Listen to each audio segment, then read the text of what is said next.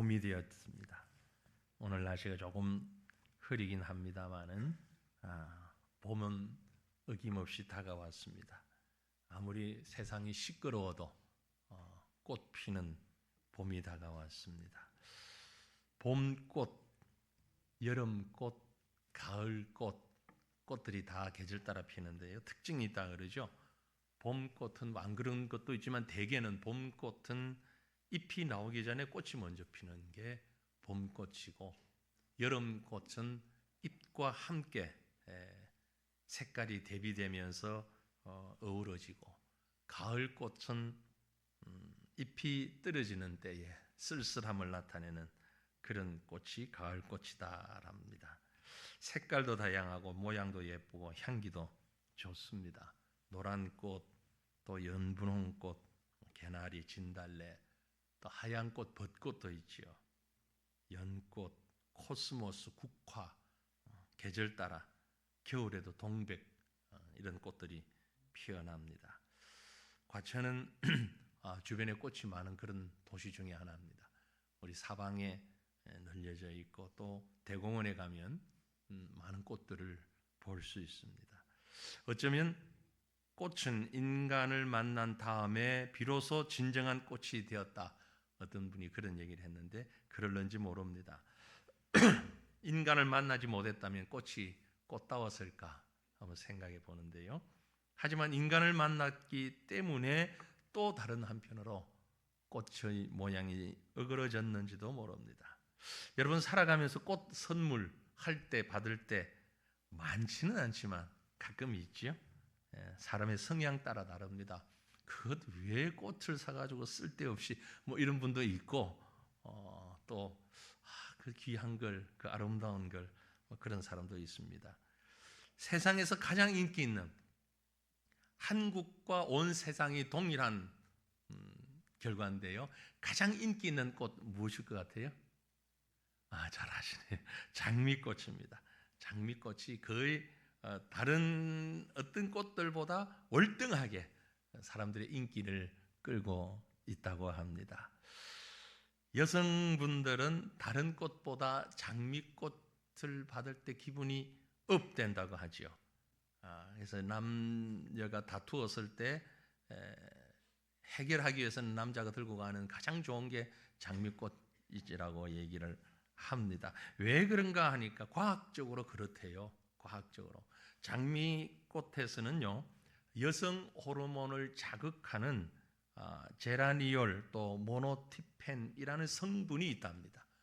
이런 성분이 상대방에게 호감을 주고 또 페로몬하고 비슷한 그런 효과를 낸다는 거죠. 그래서 장미꽃을 받을 때 불안과 스트레스를 해소시키는, 또 마음의 우울 증세를 억제하는 이런 효과가 있다고 합니다. 이렇게 말하는 저도 집에 장미를 사간 지 언젠가 모르겠습니다. 기억이 나지도 않을 정도인데, 프로포즈 받을 때 사람들이 장미를 이래 사용하지요. 왜 그러냐면은 프로포즈를 할 때 받을 때 다 흥분되고 긴장되잖아요. 그래서 그 긴장을 완화시켜 주는 게 장미향이랍니다.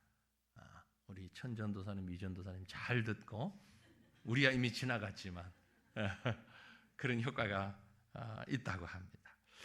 오늘 새봄을 맞으면서 우리 아름다운 정원을 우리 집에 또 우리 마음에 한번 가꾸어 봤으면 좋겠어요. 집집마다 아름다운 정원을 꾸며봤으면 좋겠지만 대부분 아파트 생활을 하니까 쉽지 않습니다. 그래서 오늘 저는 말씀을 통해서 이 새봄을 맞으면서 우리의 심령에, 우리의 마음에 꽃밭을 한번 가꾸어 봤으면 좋겠다 하는 생각을 가집니다. 그래서 여러분, 우리 마음속에 꽃의 향기, 기쁨 가득하는 오늘 이 아침이 되기를 바랍니다. 썩어 냄새나고 지저분한 모든 것들이 향기로 다 채워질 수 있기를 원합니다. 세상에 이런 어떤 꽃 향기 참 좋지만, 그러나 이것들은 순식간에 사라집니다. 아무리 예쁜 꽃이라 할지라도, 아무리 많은 돈을 투자해서 샀다 할지라도 일정한 시간 지나면 그 꽃이 시들어지고 볼품 없어지고, 요즘 우리 가정에서는 또 처치하기 어려운 쓰레기로 전락해 버리는 것을 알지요. 하지만 우리 심령의 꽃, 하나님이 주시는 마음의 향기로 가득 채울 때에 어떤 부작용도 없는, 어떤 나중에 처리해야 할 것도 없는 영원한 그런 향기가 된다는 것을 우리는 잘 압니다. 그런데 꽃은 하루아침에 피울 수가 없잖아요. 미리미리 씨를 뿌리고 준비해야 합니다. 하나님의 축복 가운데 여러분의 가정과 여러분의 인생과 생업과 영적인 모든 생활 속에 잘 준비하고 씨를 뿌린, 그래서 범사에 아름다운 꽃을 피는 향기로운 삶이 될 수 있기를 간절히 바랍니다. 오늘 우린 본문으로 아가서라는 성경을 읽었습니다. 사실 설교 본문으로 잘 택하지 않는 그런 성경 중에 대표적인 성경이죠. 아가서. 그 히브리의 원 이름을 보면 쉴 하슈림이라고 했는데 영어로 번역을 하면 Song of Songs, 노래 중의 노래라는 뜻입니다. 이게 아가서라는 말의 뜻이죠. 솔로몬이 한 여인을 사랑하며 연애하는 마음을 노래한 것으로 표면적으로 보입니다. 그래서 예전에 어떤 신학자들은 이건 연애 편지지 성경이 아니다, 하나님의 말씀이 아니다 라고 던져놓았던 사람들도 있습니다. 하지만 사실은 그렇지 않습니다. 저희 스승 되시는 박윤선 목사님의 주석을 보면 이 아가서를 평하기를, 이 아가서를 읽을 때는 모형적 원리를 추종해야 한다, 그렇게 표현을 했어요. 모형적 원리를 추종하며 아가서를 읽어야 한다. 무슨 말이냐면은 솔로몬과 술람미 여인의 연애와 결혼이 그리스도와 교회의 영적인 연합의 모형이다라는 얘기죠. 예수님도 친히 그렇게 말씀하셨잖아요. 예수님 자신이 교회의 신랑이고 성도는 예수님의 신부다, 이렇게 비유한 적이 있지요. 그러므로 오늘 우리는 이 아가서를 읽으면서 하나님과 하나님의 백성된 우리의 사랑을 노래한 것이다 라고 볼 수 있는 것입니다. 그렇다면 이 아름다운 노래 속에서 말하고 있는 아름다운 꽃, 아름다운 정원, 그 향기 속으로 우리의 생각을 한번 들여다보기를 원합니다. 우리 심령마다, 여러분의 가정마다 이 아름다운 꽃밭을 가꾸었으면 좋겠습니다. 어떻게 해야 우리 심령에 이런 아름다운 믿음의 꽃밭을 가꿀 수 있을까요? 오늘 성경이 그 내용들을 아주 분명하게 말씀해 주고 있습니다. 석절의 말씀을 읽었는데 한 절 한 절 그 의미를 우리에게 전달해 주고 있죠. 먼저 15절을 보면 작은 여우를 잡아라 라는 말씀하죠. 작은 여우. 15절 말씀이 뭐라고 했습니까? 우리를 위하여 여우 곧 포도원을 허는 작은 여우를 잡아라. 우리의 포도원에 꽃이 피었습니다. 술람미 여인과 솔로몬 왕과의 사랑의 관계를 파괴하고 있는 작은 여우를 잡아라 라고 말씀하고 있는 거죠. 여우는 종종 포도원의 굴을 파고 서식하면서 봄철 포도나무에 싹이 돋아날 무렵, 꽃이 필 무렵 포도원을 돌아다니며 어린 포도나무 그 잎과 가지들을 갉아먹고 해친다고 합니다. 여기서 사랑의 관계를 해방할 그 무엇을 작은 여우로 비유하고 있는 겁니다.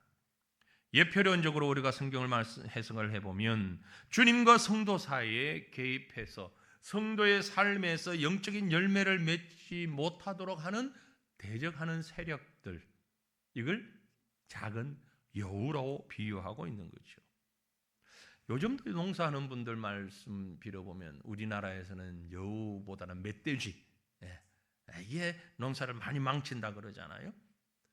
동물은 그렇다 치고 사람들, 여러분 거 아십니까? 우리 시골에 가면 이 농작물 도둑들까지 있대요. 농작물 수고해서 키운 작물을 도둑질해가는 여우 같은 자들입니다. 여우를 잡아야 한다. 교회도 마찬가지입니다. 성도들의 심령에도 마찬가지입니다. 교회를 해치는 여러 가지 방해적인 요소들, 잡아내야 합니다. 왜 하필 여우라고 했을까요? 우리가 잘 지금 이해하고 있는 것처럼 여우라는 동물은 참 야비하고 이중성을 가지고 있는 동물로 대표되죠. 인도에 가면 아주 이런 재미있지만 의미 있는 우화가 있습니다. 인도 사람들에게서 정글에서 호랑이가 여우를 먹으려고 여우를 덮쳤습니다. 근데 이 여우가 상당히 배짱이 좋은 여우였는지 호랑이를 보고 대놓고 고래고래 과음을 지르면서 하는 말이, 야, 어디 정글의 왕을 이렇게 해치려고 그래? 여우가 말이에요. 호랑이가 한 말이 아니고. 그러니까 호랑이가 기가 막히잖아요. 의의가 없는 거예요. 야, 나야, 나 호랑이. 그랬더니 여우가 더 큰 소리로, 야, 내가 정글의 왕인데 네가 호랑이면 뭐해? 모든 이 숲속의 동물들이 나를 보면 다 도망가는 거는 몰라? 기가 막히잖아요. 그러면서 여우가 대뜸하는 말이, 야, 한번 보고 싶으면 따라와봐. 날 따라와봐. 그리고 여우가 호랑이를 같이 뒤세우고 가는 겁니다. 당당하게 숲을 들어가는데 아닌 게 아니라 사슴 무리들이 앞에 오더니 화들짝 놀라서 도망가는 거예요. 원숭이들을 만났는데 또 화들짝 도망가는 거예요. 얘들은 뭘 보고 도망갔냐면 뒤에 있는 호랑이 보고 도망간 거예요. 그런데 여우가 딱 하는 말이, 봤어? 봤어? 야, 똑똑히 봤지? 다 도망가잖아. 호랑이가 이해가 되는 듯 안 되는 듯 헷갈리면서 머리를 조아리면서, 내가 봤으니까 뭐라고 말할 수도 없고, 그래, 잘못해서 용서해, 왕이시여 가시옵소서. 예를 갖추어서 여우를 보내줬다 라는 게 인도에서 전해 내려오는 설화입니다. 어떤 조직에든 이런 여우가 꼭 있죠. 있습니다. 하지만 이런 여우들은 오래 못 갑니다. 마지막에는 결국 호랑이에게 잡혀 먹혀버리는 거죠. 아름다운 교회라고 하는 이 꽃동산에, 믿음의 성도들의 꽃밭에 이런 여우들이 있긴 마련입니다. 이들을 조심하고 쫓아내라는 겁니다. 여러분, 내 속에 있는 여우는 어떤 것들이라고 스스로 바라보십니까? 이중적인 성격, 외형적이고 가식적인 행동, 작은 거니까 대수롭지 않다고 넘겨버리는 그런 잘못된 습관들, 불신들, 거짓들, 게으름들 너무나 많이 있을 거예요. 내 속에 있는 여우가 때로는 야망이라는 이름으로, 때로는 지혜라는 가면으로, 때로는 사랑이라는 것으로 포장해서, 또 때로는 대중들의 호감 혹은 인기, 이런 것들로 감싸서 통째로 나를 무너뜨리고 있다는 사실을 아십니까? 성도들에게 이런 사탄의 세력, 이런 여우 같은 세력을 대적하고 제거하기 위해서 늘쑥하고 애써야 할 것입니다. 그래서 항상 깨어 기도하라고 한 겁니다.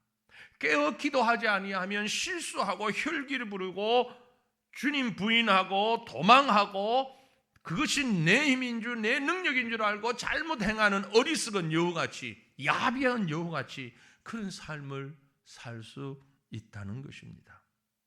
이 모든 것이 바로 육신적인 생각일 겁니다. 로마서 말씀을 빌리면 육신을 따르는 자는 육신의 일을, 영을 따르는 자는 영의 일을 생각하나니 육신의 생각은 사망이요 영의 생각은 생명과 평안이라고 했습니다. 여러분 주변에 있는 여우의 힘이 큰지, 아니면 호랑이의 힘이 큰지, 아니 나를 감싸고 있는 하나님의 능력인지 아니면 사탄의 능력인지, 우리는 어디에 속아 살고 있는지, 혹은 어디에 우리의 진심을 드리고 있는지 스스로를 돌아볼 수 있기를 바랍니다.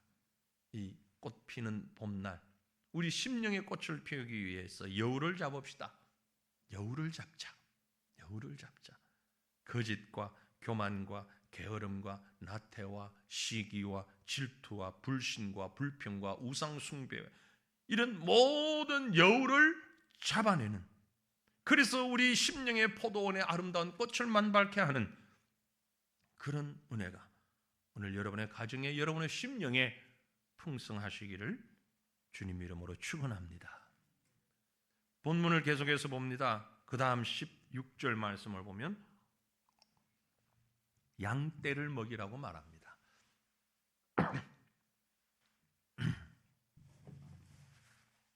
양떼를 먹여라. 내 사랑하는 자는 내게 속하였고 나는 그에게 속하였도다. 그가 백합화 가운데서 양떼를 먹이는구나. 솔로몬 왕은 사랑하는 여인에게 찬사를 보내면서 그 사랑하는 여인과의 관계를 예속 관계로 밝히고 있습니다. 나는 내게 속하, 너는 내게 속하였고 나는 너에게 속하였구나. 솔로몬과 술람미 여인은 서로에게 나의 사랑하는 자 내게 속하였다 먼저 말하며 한마디로 사랑을 속삭이는 것과 같은 모습입니다. 여러분, 사랑의 첫 단계는요, 서로가 서로에게 예속되는 것입니다. 예전엔 서로 상관없이 살던 각자의 삶을 살던 사람이 사랑하는 관계가 되면 서로에게 속하게 되죠.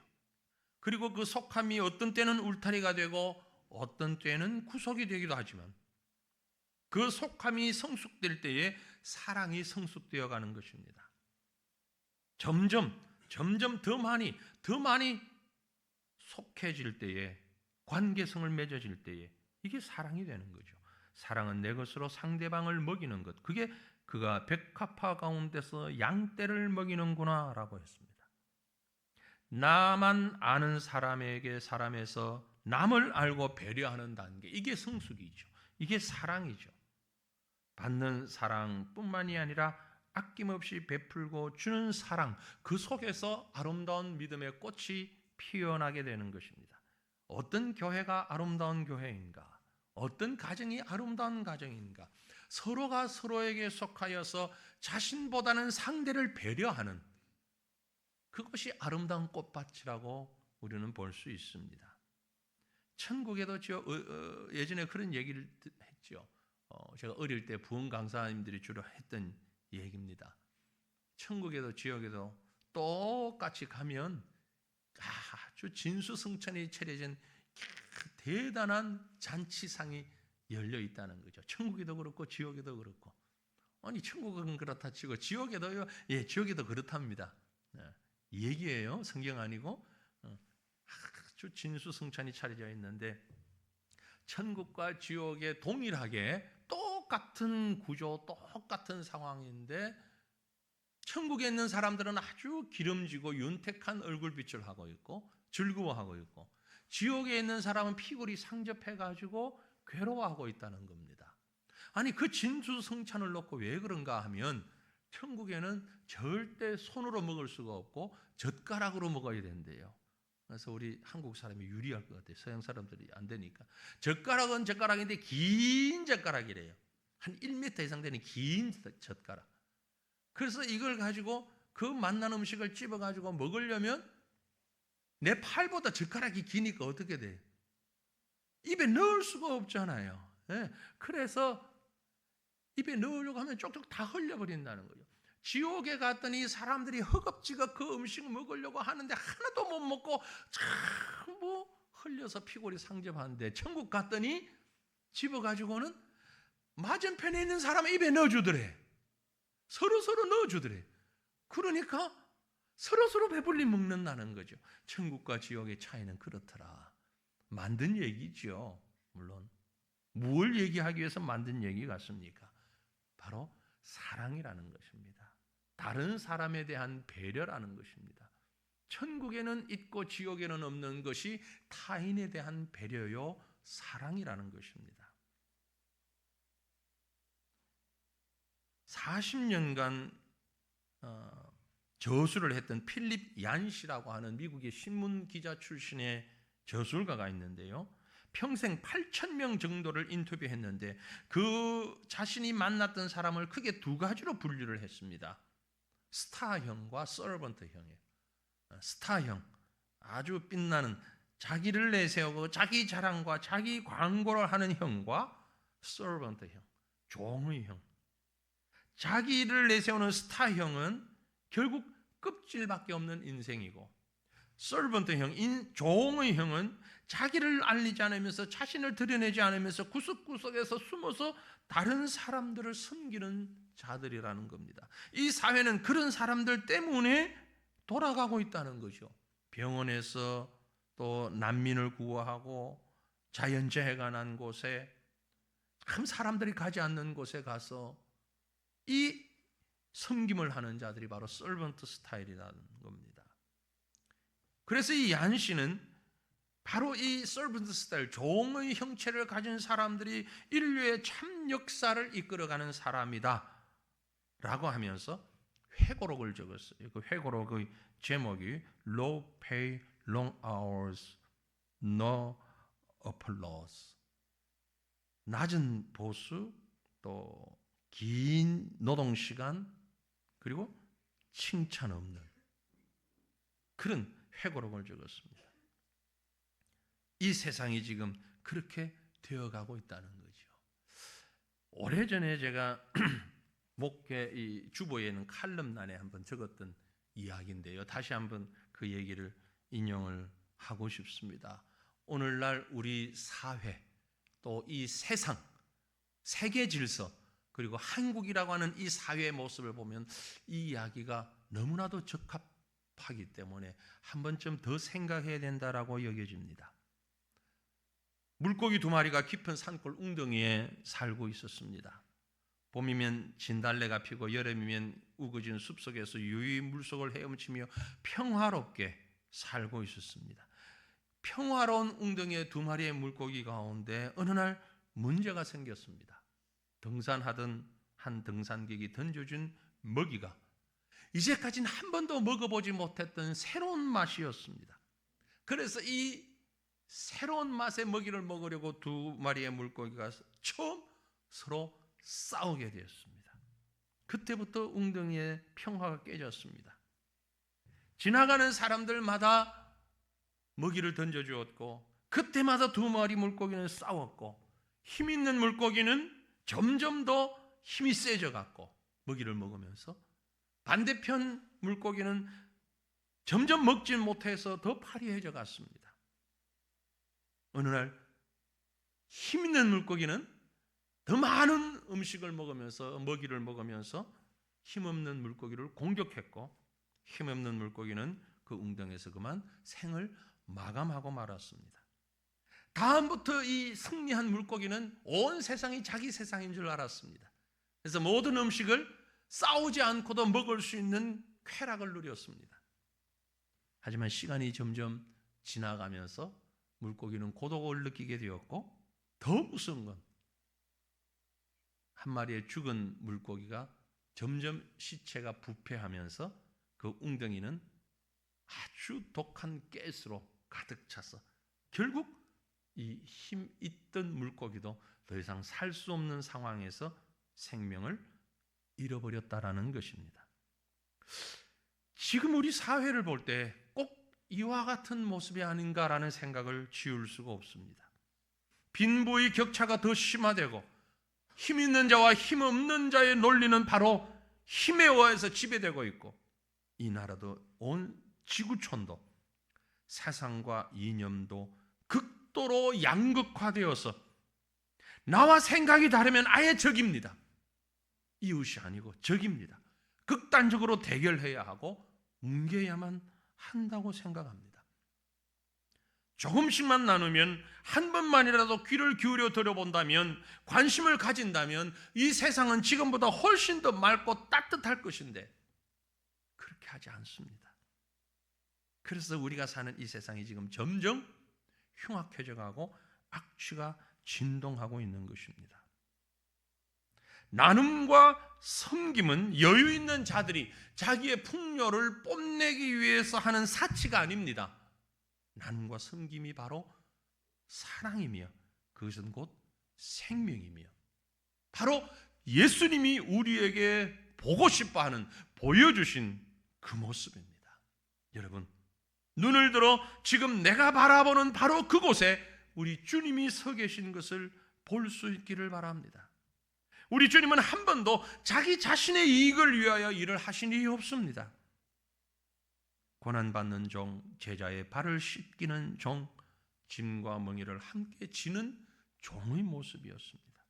그 주님이 말씀하시기를 누가복음 6장 38절에 주라 그리하면 너에게 줄 것이니 곧 후이되어 누르고 흔들어 넘치도록 하여 너에게 안겨주리라. 너에게 헤아리는 그 헤아림으로 너희도 헤아림을 도로 받을 것이라. 바로 이 말씀들이 양떼를 먹이는 삶입니다. 가정과 교회와 직장에서 우리의 삶의 자리에 주님이 함께 계시는 것을 바라보며 주님께 그 사랑을 내어드리는, 보답하는 그런 믿음의 삶을 살았으면 좋겠습니다. 어떻게 해야 우리 교회가 아름다운 꽃을 피우는 꽃동산 같은 교회가 됩니까?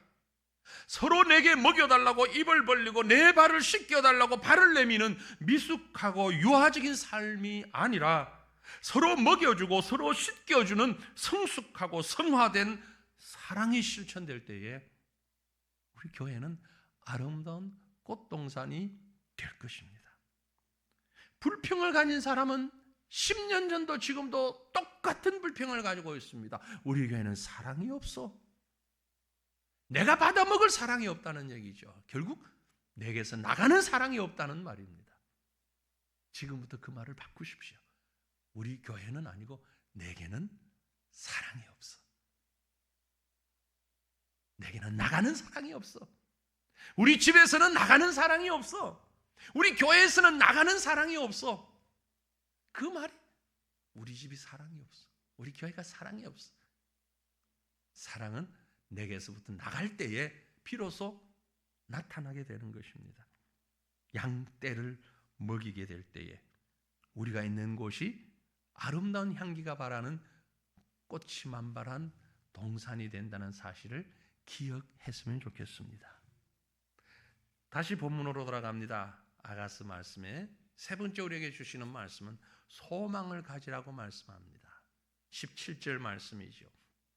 내 사랑하는 자야, 날이 저물고 그림자가 사라지기 전에 돌아와서 베데르산의 노루와 어린 사슴 같을지로다. 베데르산, 베데르라는 말은 분리한다, 나눈다 이런 말입니다. 이 베데르산은 예루살렘에서 조금 남쪽으로 떨어져 있는 벳아논이라는 지명, 그곳으로 봅니다. 그곳에서 노루와 어린 사슴이 떨어져 있는 것처럼 두 연인이 서로 떨어져 있는 상황을 지금 부각시키고 있는 거죠. 솔로몬과 술람미 여인은 마치 날이 저물어 동굴이나 보금자리로 찾아드는 짐승들처럼 함께 오랫도록 거하고 싶은, 함께 있고 싶은 소원이 있지만 나뉘어질 수밖에 없는 상황에서, 그러나 그 상황에서도 오랫동안 함께 있기를, 같이 있기를 소망하고 있다는 마음을 표현하고 있는 것입니다. 누구에겐 늘 바람이 없겠습니까? 어려움이 없겠습니까? 그러나 어려움보다 더 큰 소망을 가지면 여러분 그 어려움은 능히 극복될 수 있는 것입니다. 위기는 기회라고 말을 하지요. 고통스럽습니까? 힘들고 아픕니까? 너무나 위기라고 생각하십니까? 바로 지금 여러분은 성장하고 기도하고 축복받을 기회를 얻은 것입니다. 겨울을 지나면 반드시 봄이 오는 것처럼, 봄이 오면 아름다운 꽃들이 피어나는 것처럼, 겨울에 낙심하거나 포기하면 봄을 볼 수 없는 것입니다.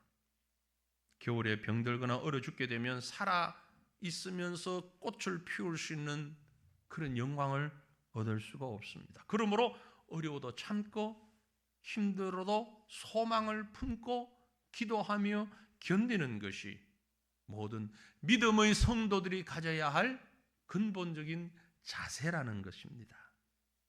한 사람을 소개하고 싶습니다. 1994년 미스 아메리카에 알라바마주 대표로 참석했던 윗스톤이라는 여인입니다. 73년생입니다. 윗스톤. 미스 아메리카에 당선될 때에 그의 나이가 21살 대학생이었다고 합니다. 지금도 살아있는 거지요. 그런데 이 윗스톤 양은 청각 장애자라고 합니다. 생후 1년 6개월부터 예방주사를 맞았는데 그 주사 부작용으로 오른쪽 청각을 완전히 잃었고 왼쪽 청각은 95%를 잃고 5%만 남아 있었다고 합니다. 지금도 그렇겠죠.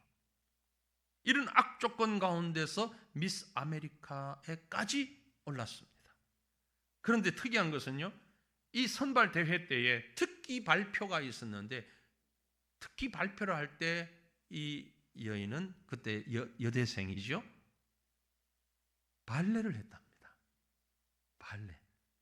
아는 것처럼 발레를 하기 위해서는 꼭 무엇이 있어야 합니까? 음악이 있어야 하잖아요. 음악이 있어야 되잖아요. 양쪽 귀 한쪽은 완전 상실, 한쪽 귀는 5%만 남아있는 청각을 가지고 발레를 했는데 그 발레에 이 윗스톤이 택한 주제곡이 무언가니 비아 돌로로사. 예수님이 십자가를 지고 골고다 언덕을 향하여서 걸어가신 그 사건을 주제로 만든 음악. 비아 돌로로사, 십자가의 길. 그 음악을 귀로 듣지를 못하고 진동으로만 느끼면서 춤을 추는 윗스톤 양의 그 모습을 보며 많은 사람들이 박수를 보냈다고 그러죠. 한 기자가 묻습니다. 신체 장애자라는 조건이 당신의 의욕을 꺾지 않았습니까? 그 질문에 이 미스 아메리카가 한 말이 최악의 장애자는 세상을 부정적으로 보는 사람의 눈입니다. 부정적으로 보는 사람입니다.